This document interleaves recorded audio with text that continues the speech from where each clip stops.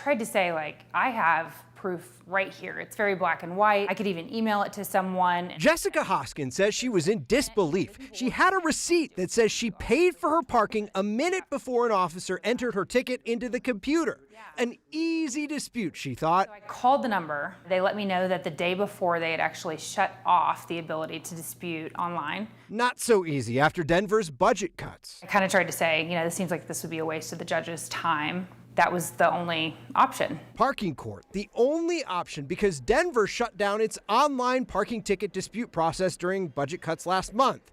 Parking court. I think it's unfair, but, life isn't fair. Is where we met a flabbergasted Peter Heck last week. He got a ticket in front of his house where he pays for a parking permit. I looked at the ticket license plate number, and there was a 0 when my license plate has an O, as in the alphabetical. Peter tried to argue that in court. Our producer, Anna, listened, as the judge didn't. She wouldn't look at my registration. She didn't look at the ticket. She just said, "You're guilty." And you had to pay. And I had to pay $70. This isn't the first time Peter's dealt with parking tickets. Twice before this, a license plate reader has mistaken his O for a 0. One time they reduced it, and one time they said, "That's a mistake. You don't have to pay it." But that was before, when Denver's court had a referee of sorts who reviewed disputes and made decisions before a judge had to. Those positions were eliminated last month. Denver's website now says if you want to dispute a ticket, you have to take it to court. I understand the city's in trouble budget-wise, but it doesn't seem like it's the right place to cut. You have the ability to pay online, but not to dispute online. Steve on Your Side asked for data on disputes and found 78% of the 49,000 people who disputed tickets since the beginning of the year either had their tickets thrown out or reduced, meaning the city was on track to throw out or reduce as much as $2 million in parking tickets this year. And it's only a $35 ticket, but it's on principle. It feels like stealing. Jessica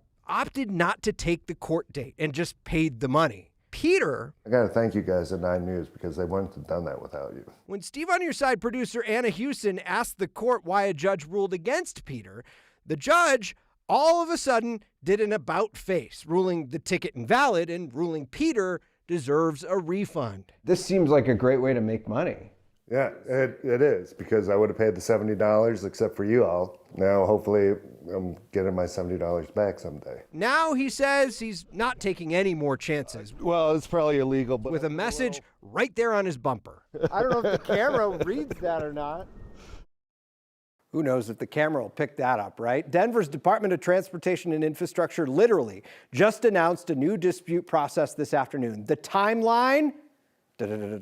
Sometime in 2026. No details further than that, so you're still going to have to go to court until then. They're funding it from the extra revenue that they earned when they raised meter fees from $1 an hour to $2 an hour, and from an increase in some parking fines. I'm Steve Stager. Steve on Your Side, 9 News. That is wild. I can't believe he did that with his license plate, but that makes sense.